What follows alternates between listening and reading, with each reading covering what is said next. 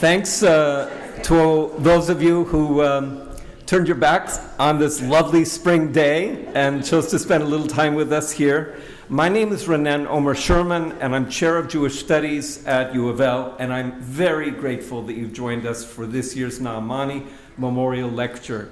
This series, for those of you unfamiliar with it, was established in 1979 to honor the memory of Israel T. Naamani, who was a very admired scholar and teacher at the University of Louisville and beloved Jewish community member, and I know there are a lot of people here who remember him fondly.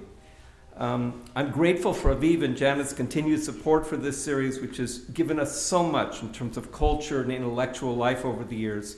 Before I introduce Professor Heschel, I also want to warmly thank Rabbi David, the Temple, Nancy Chazen, Benji Berlot, the Department of Comparative Humanities at U of L, and Haley Salo, who's not here with us today, but is my assistant. All of these have given their dedicated support for their visit. And thanks to all of you again for joining us today.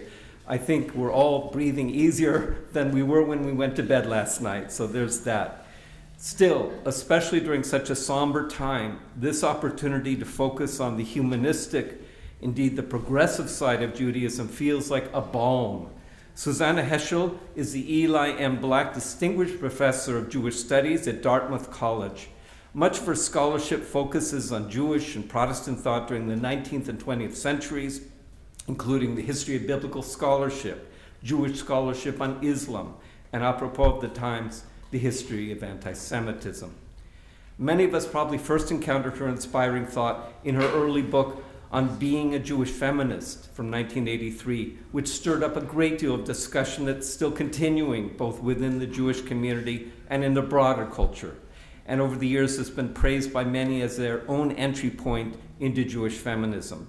And her other numerous publications include Abraham Geiger and the Jewish Jesus, which won the National Jewish Book Award, the Aryan Jesus, Christian Theologians and the Bible in Nazi Germany, and her forthcoming book, co-written by Sarah Imhoff, is The Woman Question in Jewish Studies, which remains too often a question that shouldn't be a question, as we see anthologies coming out that only include male scholars and other problems. Susannah has been a visiting professor at the universities of Frankfurt and Cape Town, as well as Princeton, and she's the recipient of numerous grants, including the Ford Foundation, the Carnegie Foundation, and the National Humanities Center. Her scholarship has been widely praised for being beautifully written, richly thought-provoking, theologically nuanced and intricate, and as exceptional models of archival research and intellectual history. Her many honors include the Mendelssohn Prize of the Leo Baeck Institute, 5 honorary doctorates from universities in the US, Canada, and Europe.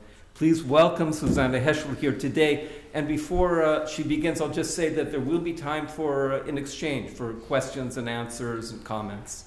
Thank you so much, Susannah.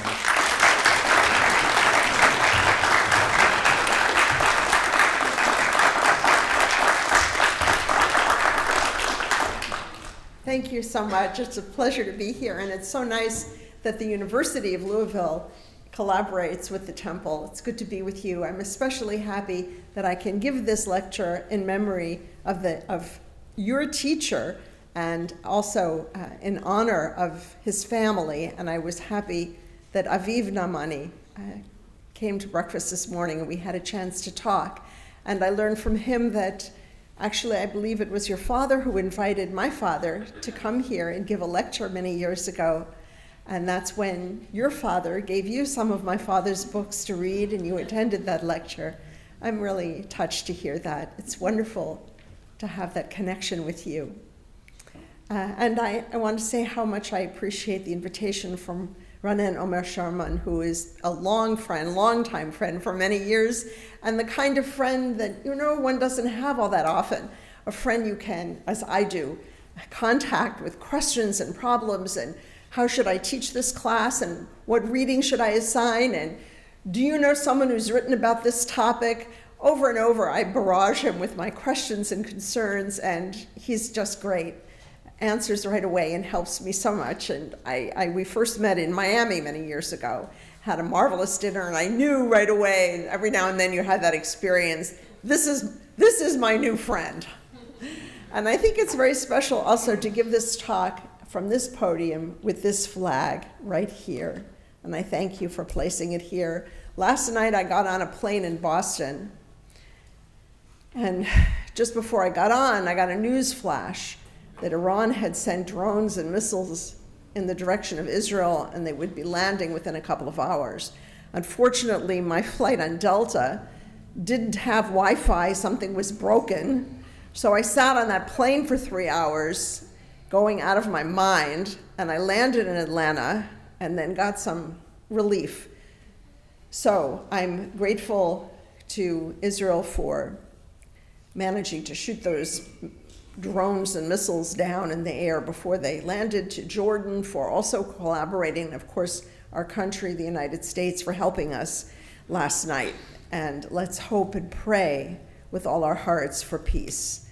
I will just also mention to you that I chair Jewish Studies at Dartmouth, and together with my colleagues who are wonderful people in Middle Eastern Studies, we organized faculty forums after October 7th, to which the entire community, students, faculty, staff were invited. We had live stream, and we talked about what had happened and what we should do, and we kept the campus calm. And we did so because we had relationships over the course of many years, and because we have a wonderful president who called me Monday morning, 9 a.m., let's do something together. And I told her, we've already set it up.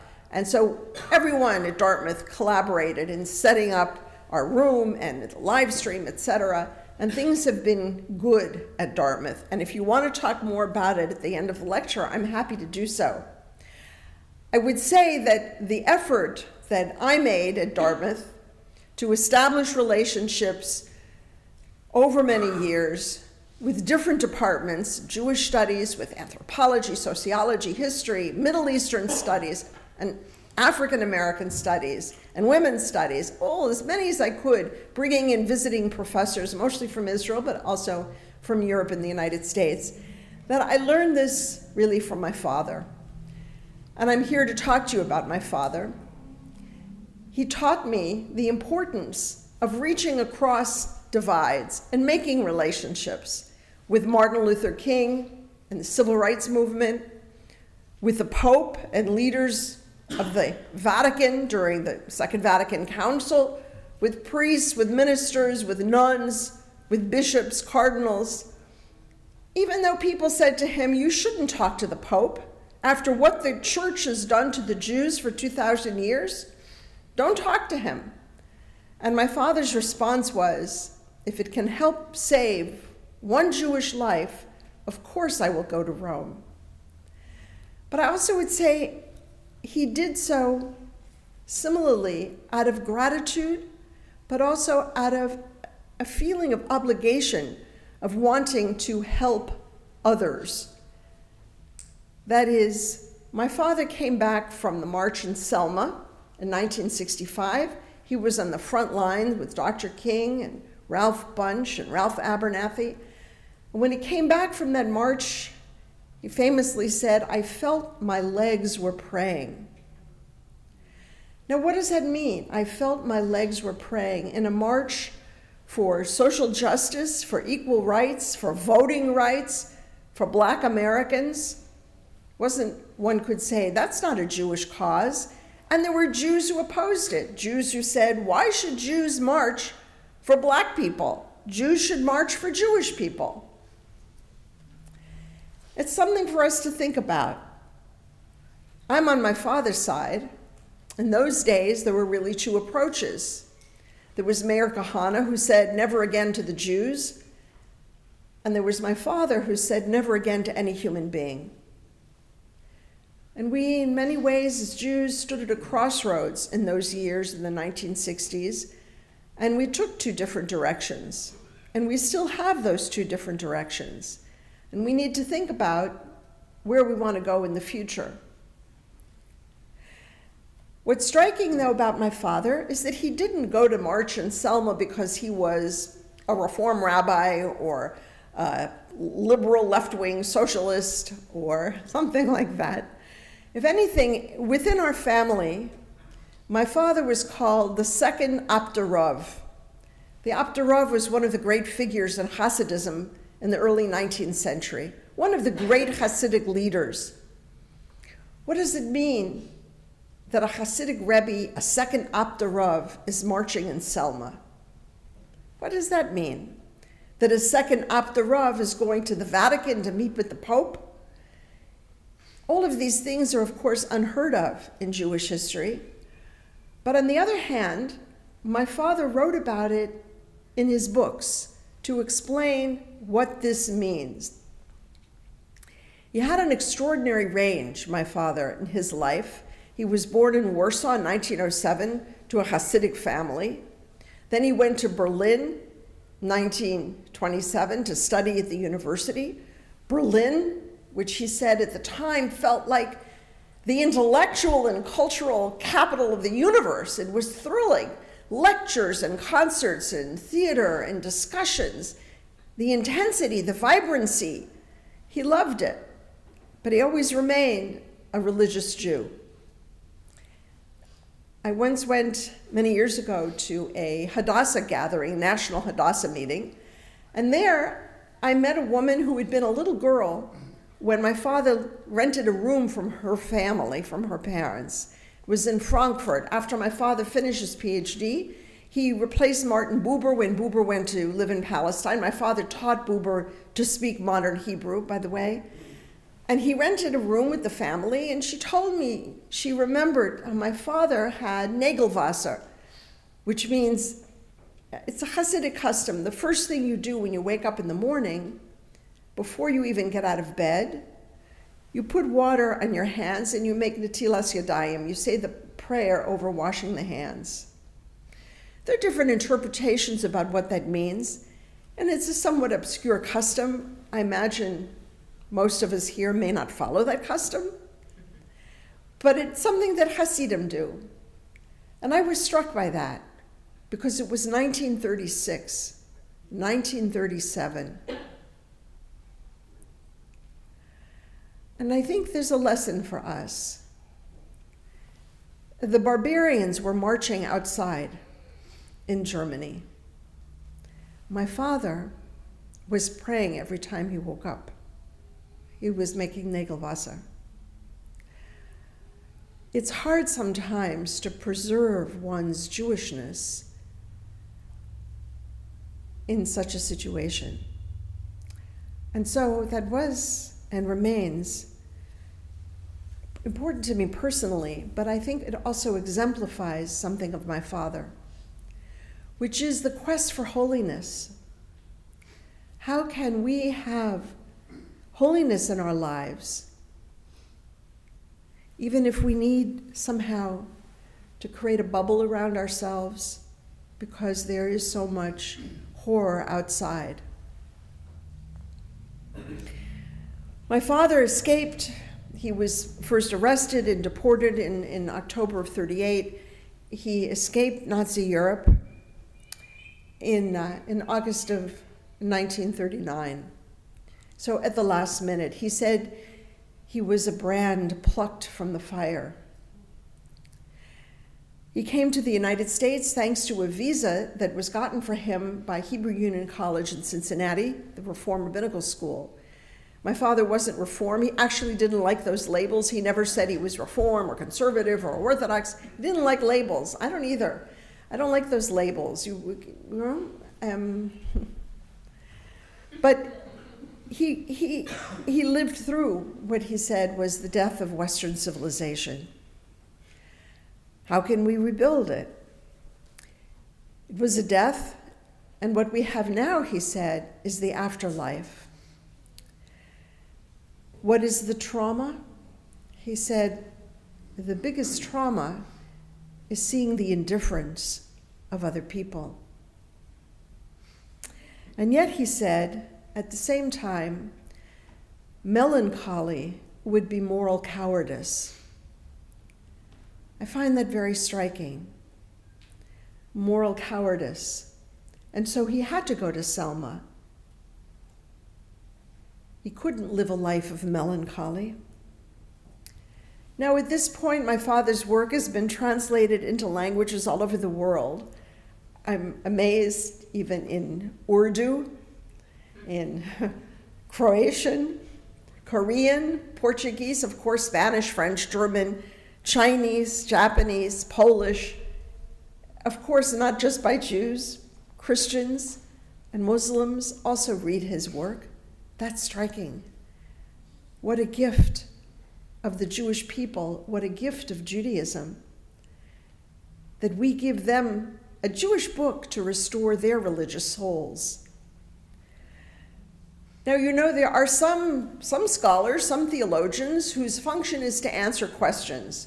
What should we do? How should we analyze this text? What is Jewish history? What happened? They answer the questions. But extraordinary scholars give us new ways of thinking and new kinds of questions.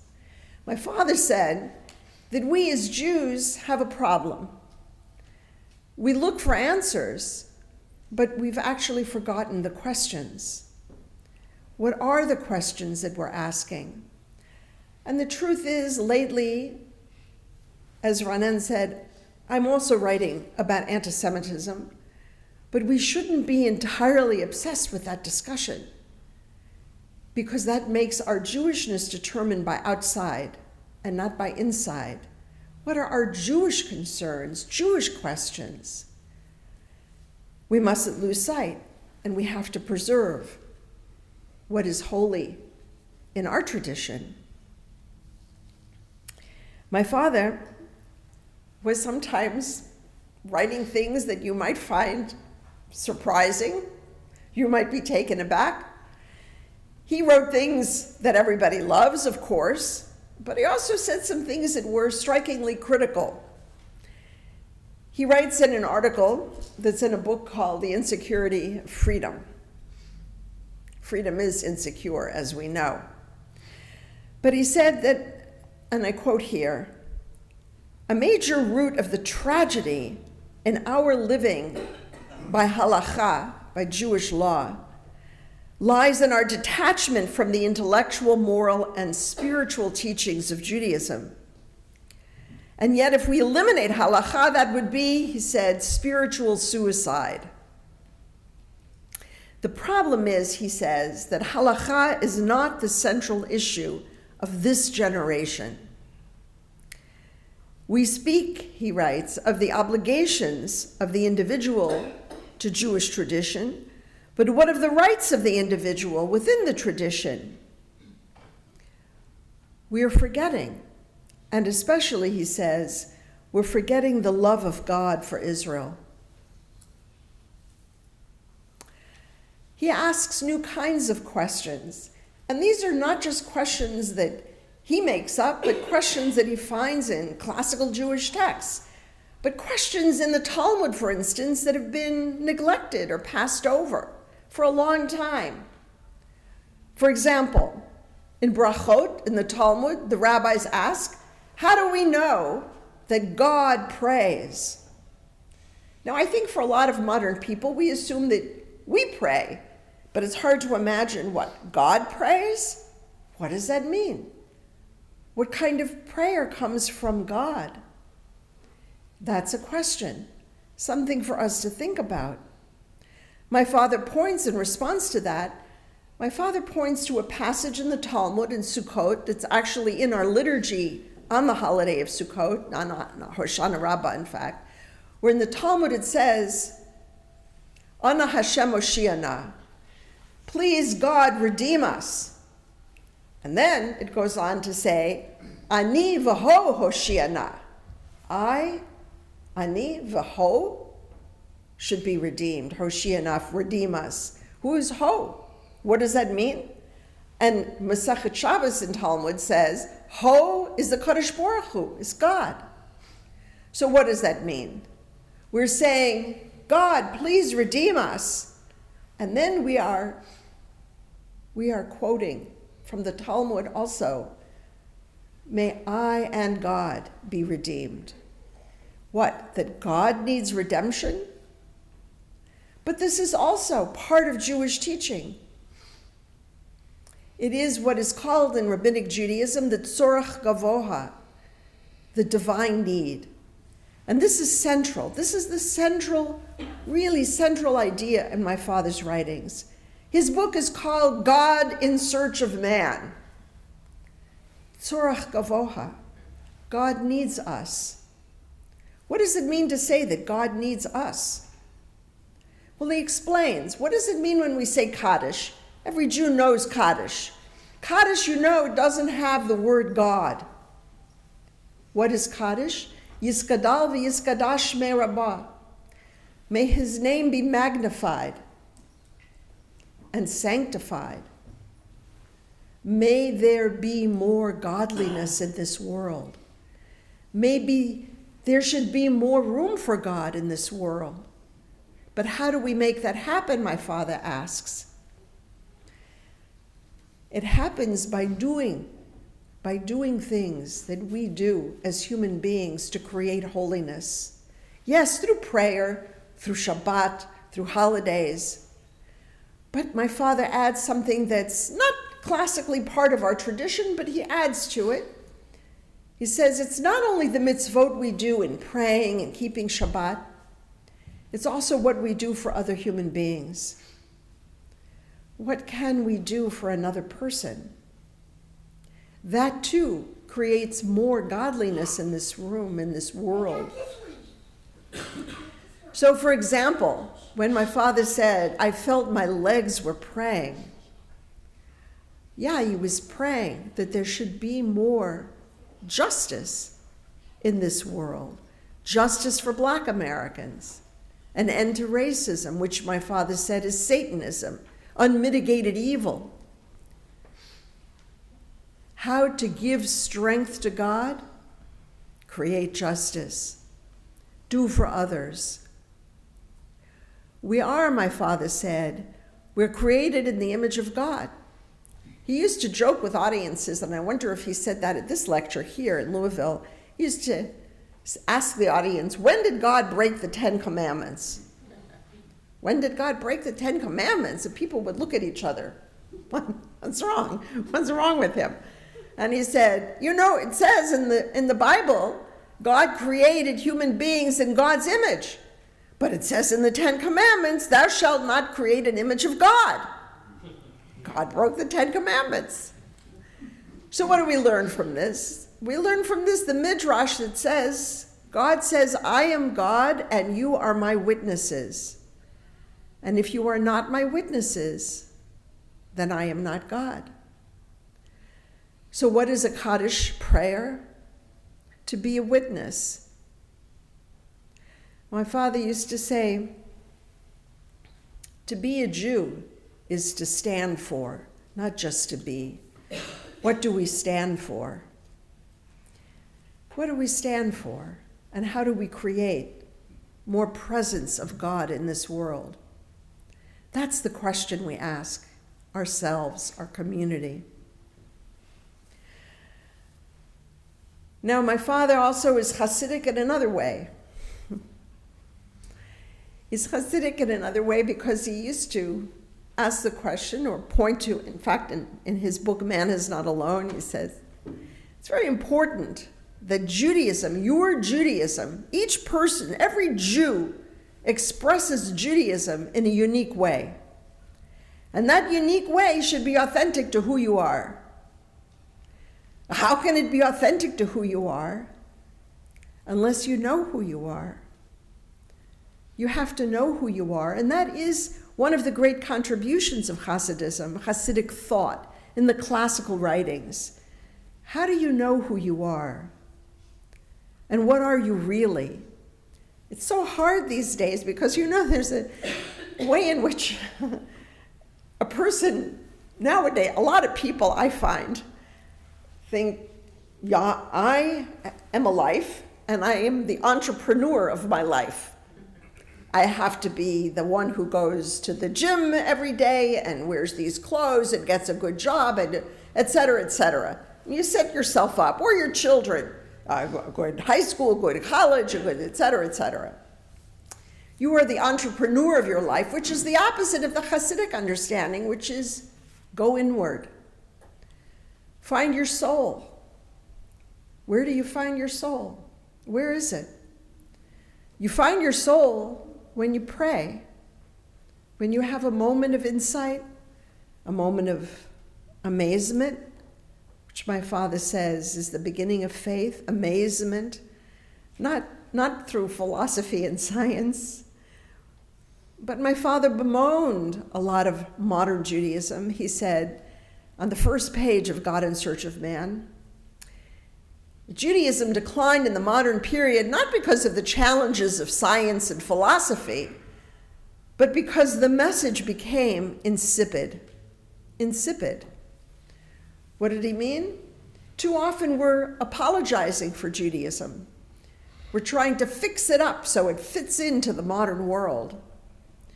Too often Judaism becomes a form of Protestantism. Too often Judaism is reduced rather than expanded. Too often Judaism is just about what you do at home and not what you do in the world. Too often Judaism is limited to Jewish concerns.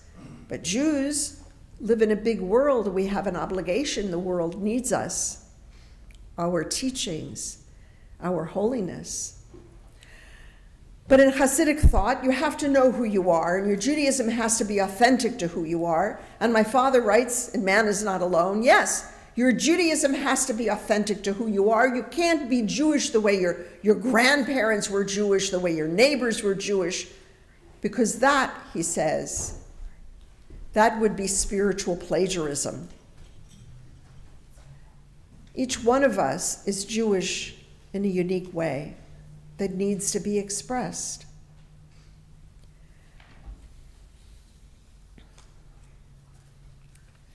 So, it's not easy in this world at this time. But one of the things that's important to us is not only to reach out to the world, but also, in addition, to go inward. Intimacy, he says, is so important. Intimacy with each other, with our communities, and with ourselves, with God.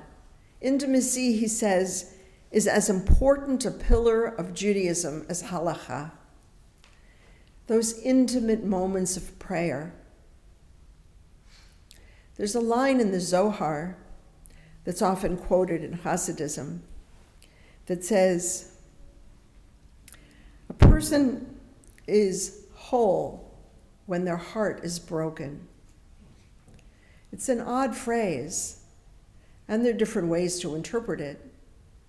But maybe when your heart is broken, there's room for God, for other people, for prayer, in a way that there isn't in our daily lives. And yet, in that intimacy, we find our soul finds its home. And then, what do? We create holy time, which is the Sabbath. I would just say that my father never told people how to observe Shabbat. People would sometimes phone our home and say, well, I read your book, and I've never observed the Sabbath. What should I do? And he would just say, kindle the Shabbat lights, the candles, and then you go from there. Find what is unique to you. But Shabbat was a special moment in my home, and I'll just say a word about it. My mother was a pianist, and so her joy was to spend hours at the piano.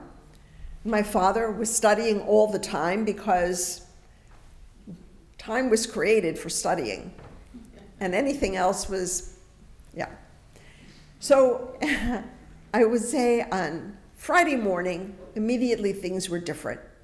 I would go with my mother to the different shops, to the bakery for the challah, to the butcher store, kosher butcher store with the sawdust on the floor, you don't see it anymore, to get the chicken, and the grocery store for the vegetables, and then the cooking began. Now I have to tell you, my mother did not like cooking, and my mother was also, her brother, whom she adored, was a pathologist who did research on heart disease.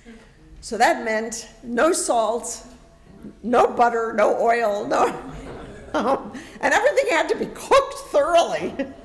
So the vegetables that started out green became sort of gray, and okay, but it didn't matter. And during the course of the day, the cooking would increase and the house smelled great, and we would set the table and get everything ready. My father came home early from his office, and we all bathed and got dressed, and then we would be in the kitchen. It was getting very close. We put the blech on the stove and made sure there was boiled water available already, and they boiled ahead of time, and the food, and then it was time. And we went in the dining room and we lit the candles. And we would step into the living room where the window faced to the west. It was in New York, in the Riverside Drive, and it overlooked the Hudson River, and we watched the sunset. And it was a special moment. My father would bless me, and I felt physically transformed. All the busyness was over. Now we were together. We didn't have guests that often, but sometimes we did, or we would go to the home of one of my father's colleagues in the neighborhood. We didn't go to the synagogue Friday night. We went on Shabbat morning. And we would come home, we would have some lunch. Again, we never had guests for Shabbat lunch. My parents would then take a nap, which meant I had to be quiet, which was not easy.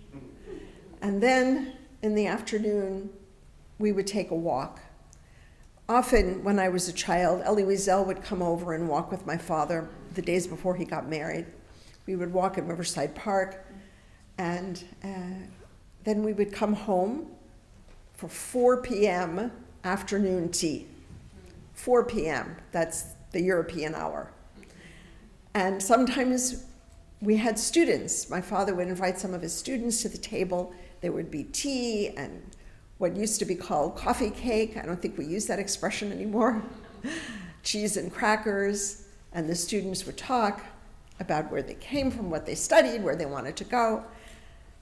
You know, at the end of Shabbat, it's a little bit sad because Shabbat is ending. And then it was time to daven mincha, to daven Maariv, to make Havdalah. Now I have to tell you and then after Havdalah, my father would go back to his desk, and my mother would go to the piano, I would go to my miserable homework. But Sundays, especially in the summer, we went to LA where my mother had family, and Sunday was music day, chamber music. My mother and her brother and his friends would all gather and play chamber music all day, which was just a wonderful way somehow to leading from the end of Shabbat to music. I have to tell you something because there is a story going around that my father was just lighting the Havdalah candle, and there was a knock at the door, and it was Martin Luther King, and he came in and held the Havdalah candle. It's in a couple of books, that story. Never happened. It's a nice story, but it didn't happen. It would have been nice, yeah? And it somehow seems fitting and lovely, doesn't it? Yeah? Wouldn't you like it? If Martin Luther King knocked on your door and then held the Havdalah candle. It didn't happen. You didn't have to tell the truth. So, yeah. But I want to just emphasize that relationship with Dr. King was a very special one to my father. It meant a lot to him. And it meant a lot to Dr. King and his colleagues. And I want to tell you that I think of all the different circles in which my father connected with people, many, the civil rights leaders are extraordinary. Because here it is, it's been 60 years? And every time I see one of those people from those days, they hug me, they kiss me, they thank me for my father. Gratitude. And I'm struck by that. I'm struck by the gratitude. They're grateful 60 years later. I think that's extraordinary. They invited me to a reunion of civil rights leaders. I appreciate that. And it also tells us something about the kind of training in nonviolence that civil rights leaders went through. That it wasn't just about not hitting back if someone hits you, but it was about a change of heart, a way of being in the world. And also how to think about people who are your opponents. Because Dr. King used to tell young students who were excited and ready, how do you say it? Chomping on the bit. I think that's a horse metaphor. He used to tell them, don't say anything negative about them. Don't denigrate them. They may hate you, but you have to treat them with dignity. And I appreciate the way that comes together with Jewish teachings about dignity, which was also something very important to my father. Our dignity comes from conveying dignity to other people. In Jewish law, when somebody dies, you never leave the body alone.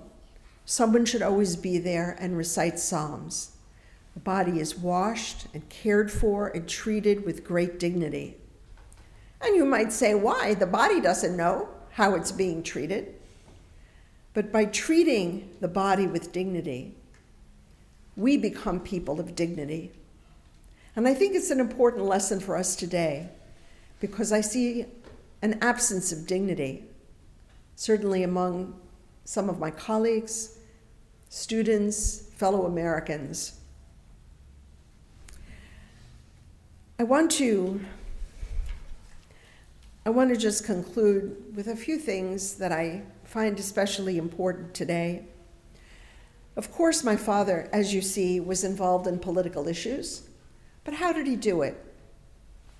And what makes something political?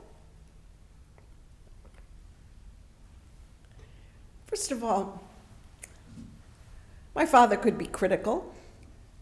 He used to tell rabbinical students, when you speak to your congregation in your sermon, don't just say everything is great. There are some people sitting there who are in terrible despair. How can you lift them up? There may be people with a terrible illness or terrible loss in their family. Keep in mind their anguish. Don't be superficial. My father also criticized congregants who would sit back in their chair.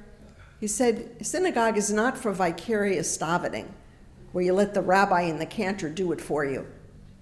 You have to be engaged. You have to be inspired. Prayer, he said, should be subversive. Subversive, and he did that with a twinkle in his eye. He said subversive in those days. Because he said, when you leave the synagogue, a religious person doesn't pat himself on the back and say, look what a good person I am, I went to the synagogue. Rather, a religious person will say, I'm not living up to my own principles. How can I change? Piety, my father writes, is the opposite of selfishness. I can't just be concerned with myself. I may start with myself, but I have to go outward, to my friends, to my family, my community, to the world. The primary function of the synagogue, my father writes, is to inspire the soul and instruct the mind, to cultivate faith in God, a love of human beings, understanding of Torah. The goal is holiness. And holiness is what we create. Shabbat doesn't come to us holy. We make the day holy. How do we do that? Well, my father points out, Plato said, wonder is the beginning of philosophy. Radical amazement, my father says, is the beginning of religious faith. A moment when we have a sense of transcendence in a moment. Can be a sudden shock, can be an awareness that daily life, what we take for granted, actually is mysterious. Suddenly we realize that. Many realized it last week at the eclipse. But there are many ways an extraordinary moment can happen. We don't begin with doubt, questioning, but with amazement, with a change in a moment. There's a Hasidic Rebbe who said, "Here, with this loaf of bread, here is God. Here is God in this loaf of bread." To recognize that, to recognize the holiness in the mundane, that's Judaism. That a loaf of bread, that a day, Saturday, can become holy, can give us the presence of God, if we're open. And that really is what my father's books are about, and I hope you'll have a chance to read them. Because he begins not with arguments for the existence of God, he begins with who we are, what we can do as people to cultivate an awareness of God's presence. Because too often we live our lives with a feeling that God is absent. It's understandable in this day and age. Why even think about whether God is present when you're busy with chores and obligations? But we take a moment, at least on Shabbat, to see if we can cultivate in ourselves feelings of awe, amazement, wonder, mystery, to make ourselves, each of us, able to sense the presence of God, the presence of holiness, which is, in fact, the crucial obligation of every Jew in the Bible. You shall be holy as I am holy. How do we make our lives holy? That's the challenge for every Jew. And when we begin with that, we extend outward, and we become people who bring the Jewish message to the world and ultimately redeem this world. Thank you very much.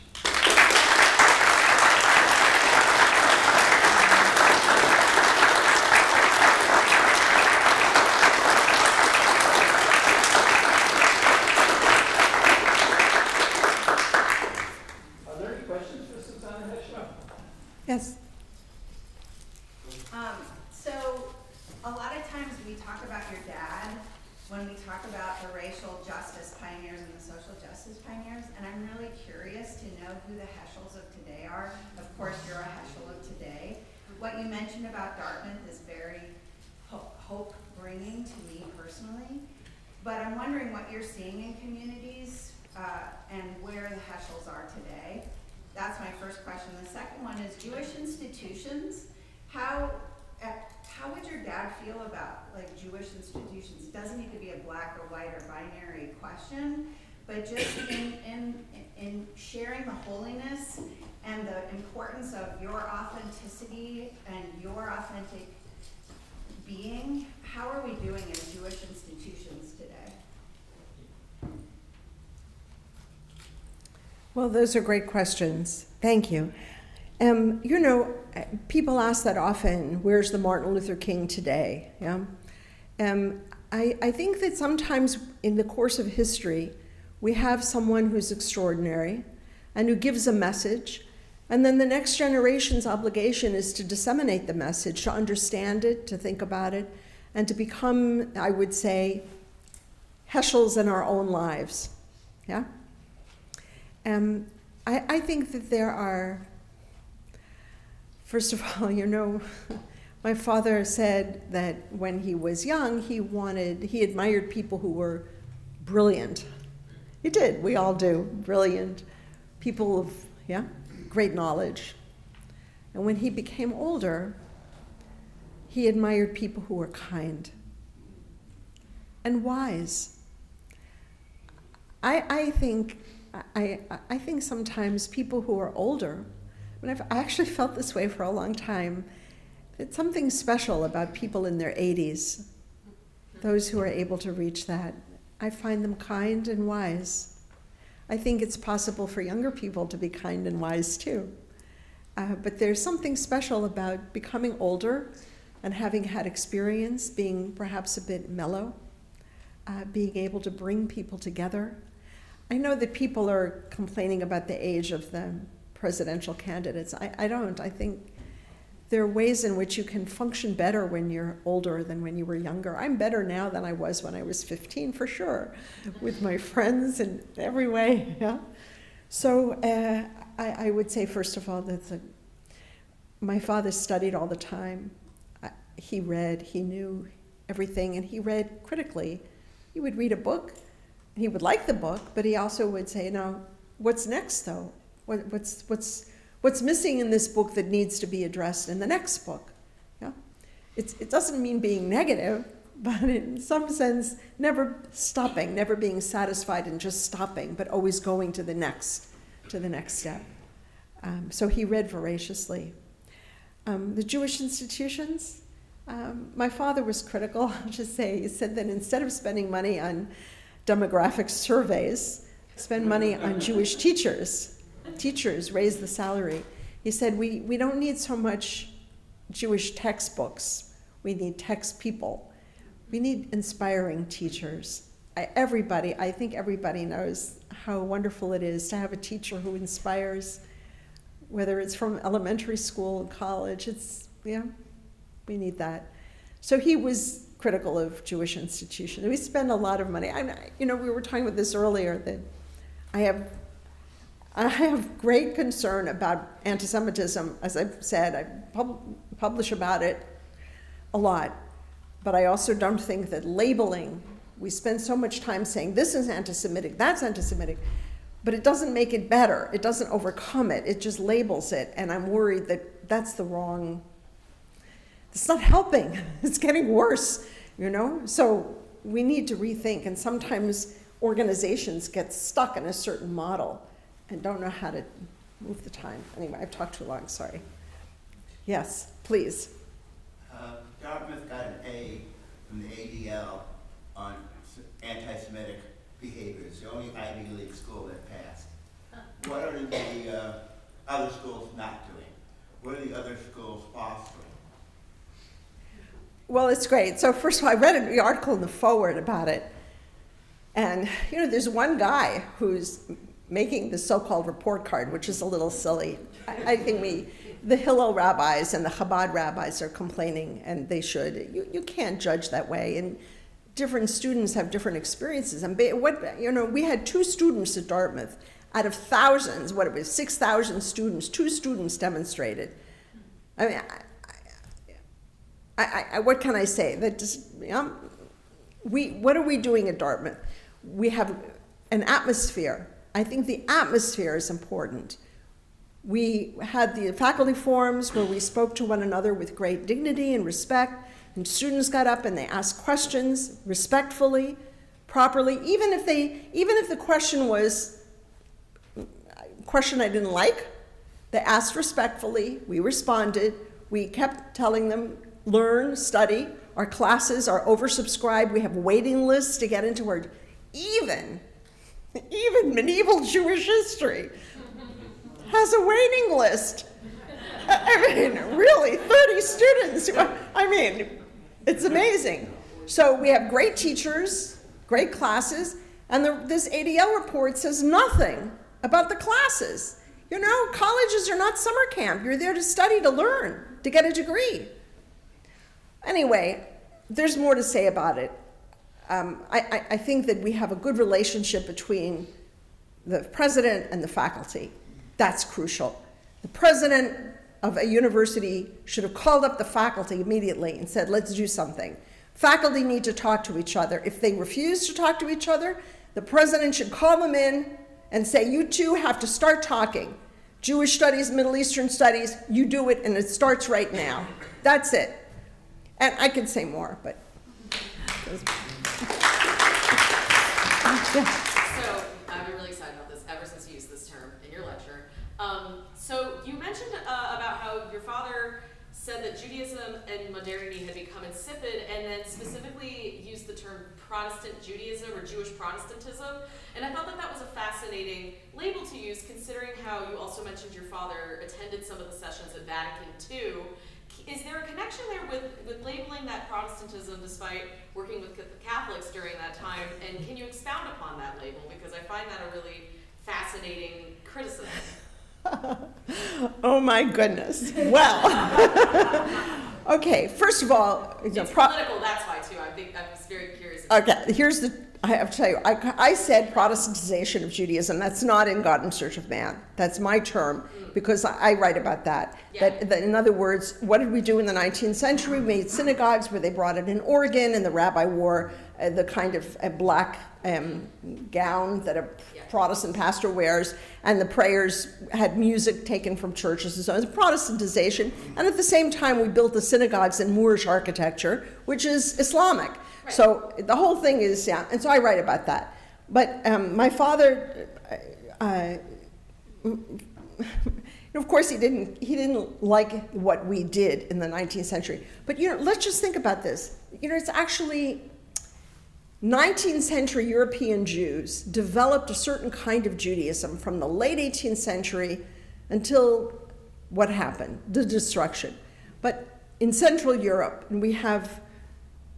It's very interesting. I write about it. The scholarship, Wissenschaft des Judentums, and so on, they were coping with modernity. What's modernity? Modernity was the European promise of enlightenment, of liberty, equality, brotherhood, French Revolution, etc. And everybody thought, wow, this is fantastic. We're now equal. And then guess what? We weren't equal. So Europe betrayed its own promises to Jews. And Arabs felt the same, by the way. Thought, oh, Europe, great, and then we equated Europe and modernity and those principles. At the same time, in Eastern Europe, there was Hasidism. In North Africa and the Middle East, there were rabbis writing actually quite liberal tshuvot, responsa, interpretations of Jewish law. Tzvi Zohar writes about it. And it's really, we think that they were primitive. They were way ahead of us in many respects. Okay, so my father, first of all, told me as a child that he felt better understood by Christians than by Jews in his day, which is true. Christians appreciated his work and wrote about it. And Jews, people would come over to me when I was a child, you won't believe this, his colleagues, and they would say to me, your father's work is just poetry. Now, who says that to a child about their parent? An adult says like that, really? And that's what they thought. Just poetry, as if like Shakespeare, well, it's just pretty words. It tells you what they thought of poetry also. Renan, imagine. As professor of literature, can you imagine? Okay. Anyway, my father had respect for Christianity, and he writes about it in a marvelous essay called No Religion is an Island. And he says there, look, the things that Christianity did for the world, and we appreciate art. They preserved certain Jewish texts that Jews didn't preserve. We have to show gratitude. And he says also that when in periods of history when Jews were pious, the Christian community, neighboring, was also pious. We affected each other. You lived in an atmosphere where Christians are pious, Jews are pious, and when they weren't pious, when we weren't, it was. So there's this kind of effect of one on the other. That essay is quite extraordinary. It's an essay that doesn't talk about Jesus or Paul, which is not most modern Jewish thinkers. Say Jesus was a Jew. Paul is the one who started the religion, he doesn't do that. It's a lot of respect, and they respected him. I can tell you a great story, but I'll see if there's any other question first. Yes? I'm glad that you brought up the gratitude that civil rights leaders had for your father.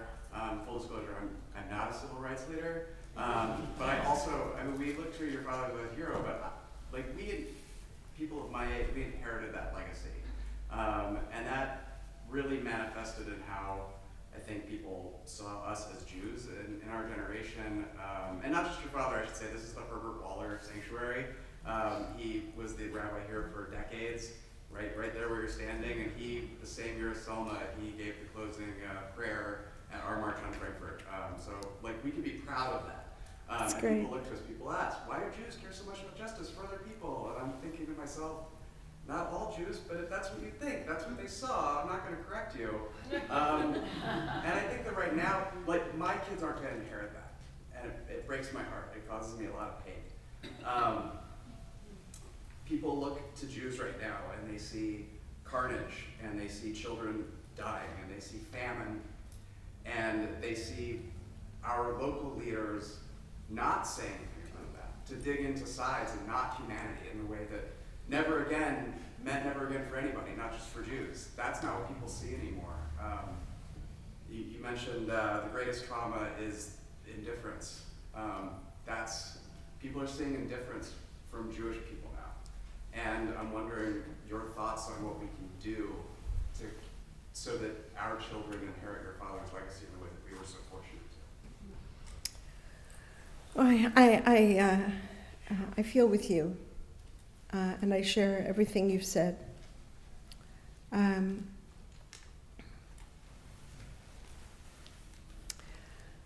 agree. I think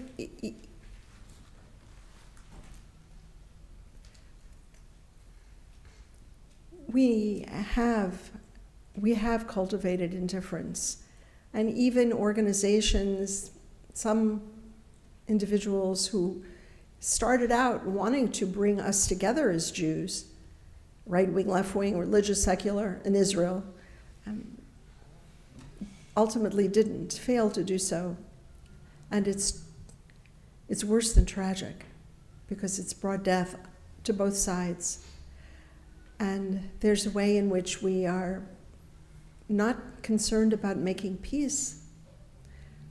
And that's a kind of hard-heartedness on our side. I will tell you that I've been very despairing in the last months.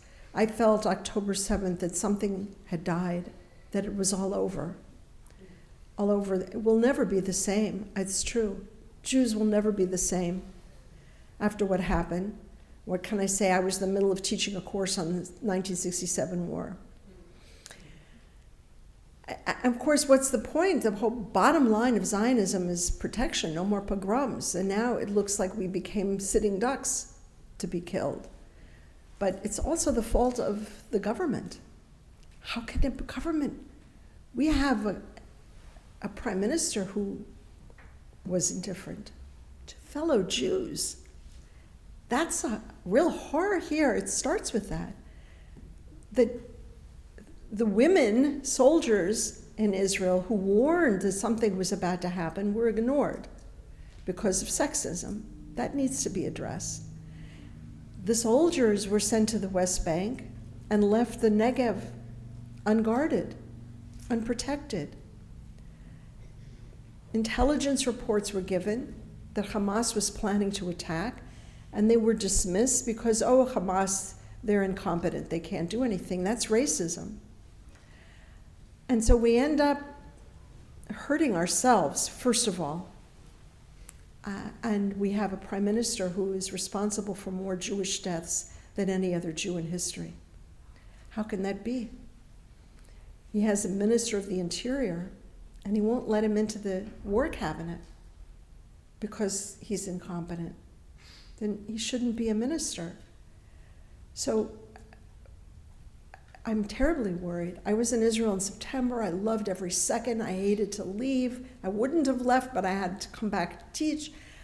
I mean, I love it there. And a line kept going through my head after October 7th, that first week, and I couldn't place it. It was something about, and it was such a paradise. And then a few weeks later, I realized it came from a poem by Mahmoud Darwish, a Palestinian poet. And then I thought, well, maybe there's a basis for something coming together, because we both want a paradise. I remember the days in Israel when we would go for coffee in an Arab village, or I'd drive to Jericho, I'd drive to Nablus. I mean, it was, yeah. What's wrong with that? Why not? I don't understand why we can't live together. Why some Israelis want all Palestinians out? Why? we've raised a crazy generation, many of whom are American, who've moved there and who've just made the opposite of peacemaking. And we all know that military can only do so much. And military doesn't create peace. And with peace, you don't have to worry so much about military. So what can we do? We have to speak out. I think at this point, the problem is that what you're saying, and I'm with you, is that we're stuck between two poles of right-wing rage and left-wing rage. And how have we come to this? I would just say that I'm concerned not only with what is said, but how it's said.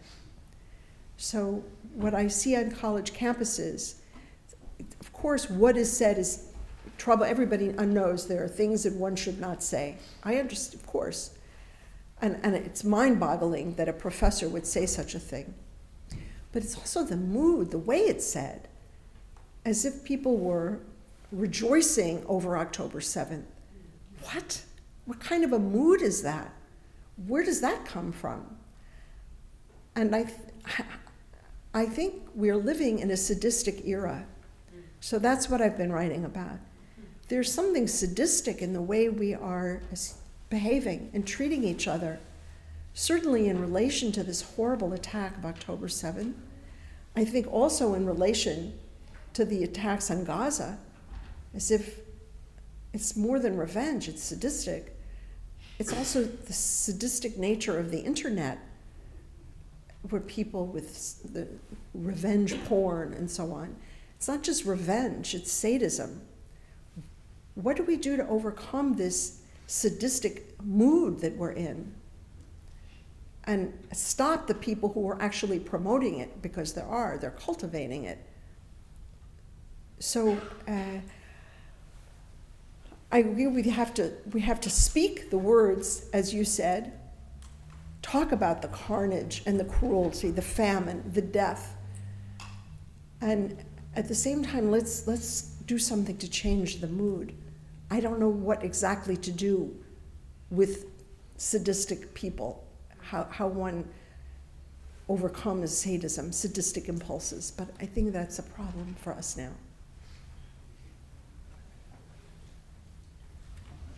Can I, any other question? Because otherwise I'll tell you a story, but Tell the story. Tell the story. okay, because this is from your question about the Vatican. So I'll tell you a story about what happened when a representative of the Vatican came to see my father. This was a Monsignor who came to my father's office to talk with him. It was all in the middle of the negotiations over Nostra Aetate, the Church's declaration about Judaism.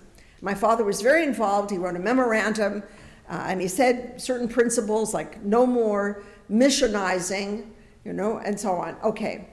So this Monsignor came to my father. It was a Friday, and his name was Father Felix Morlian, and he was a very outgoing and very Italian, talkative, charming, warm, charismatic person.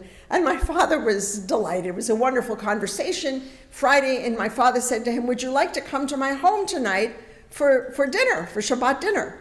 And Father Morlian was delighted. So that evening he came, and I remember it vividly at the table because he was so outgoing and funny and warm and charming and charismatic, and it was great. And we had our usual, my father called my mother, make another plate at the table, and we had the usual meal. What's a meal Friday night is the chicken soup, no salt.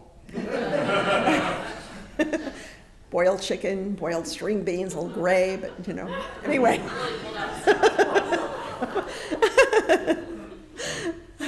And so we had this lovely, my father made kiddush, we had motzi, we had piccata mazon. And at the end, Father Morlian said, "I want to thank you so much. It was a wonderful Shabbat evening and my first Shabbat dinner," which, by the way, was something very special in those days because in those days, this really was the first experience for a priest. There were nuns who came to our home. And I'll just go on a tangent for 1 second to say they were very moved, to come to my parents' home as nuns in full habits and priests, and my father would say the blessings, make Kiddush, and I could tell that for them, this was something extraordinary. And for them, you could just tell, you could sense it, that they were thinking, this person, my father, this person, of course, is going to go to heaven. He may not be Catholic, but he's going to heaven. And a sense that as Catholics, we have something to learn about God from a Jew. Yeah? First time in 2,000 years, by the way. There was another Jew. Anyway. But Father Morlian said to my parents at the dinner table, "Thank you so much. This was wonderful. It was great to be with you," and so on. Of course, it's Friday. And on Fridays, Catholics aren't supposed to eat meat. Oh, my parents hadn't thought of it. They were so apologetic and embarrassed and so sorry. This is terrible. We're so sorry. And Father Morlian said, "Don't worry. There's a higher law, not to embarrass your host. Oh, it's fine." Okay. A few months later, my father got a letter from Rome from Father Morlian. He's coming to New York. He wants to come to see my father in his office. Fine. My father writes back and says, "Then come for Shabbat dinner, Friday night, in my home." So my mother now had a couple of months to get ready. She called her friend in Queens, Fanny Ushkow, who was the source of all knowledge, for recipes for fish. Fish, Friday night. My mother even went to the departments of Bloomingdale's, whatever, and bought a platter to serve the fish that looks like a fish. It's in the shape, a platter in the shape of a fish to serve. I don't know why they still make them, but you wouldn't get something that looks like a cow to serve the beef, but okay. This platter, and I still have it, this white platter. This was for Father Morlian's special dinner. It was a milchik dinner for the first time ever, dairy dinner. And my mother made 3 kinds of fish from recipes from Fanny Ushkow. And Father Morlian came, and there were a few other guests at the table that evening, Friday night, and we had the meal, and my kiddush and a motzi, and the dinner, and the milchik on the milchik dishes, which weren't as nice as the fleischig dishes because we didn't use Friday night, but okay. Anyway, it was all very nice, and at the end of the meal, Birkat Hamazon, and then Father Morlian said, "Thank you so much for having me. It's wonderful to be with you. I was hoping for a traditional Shabbat chicken dinner." It was so cute. It was so sweet. So, thank you. It was wonderful to be with you. Thank you for inviting me.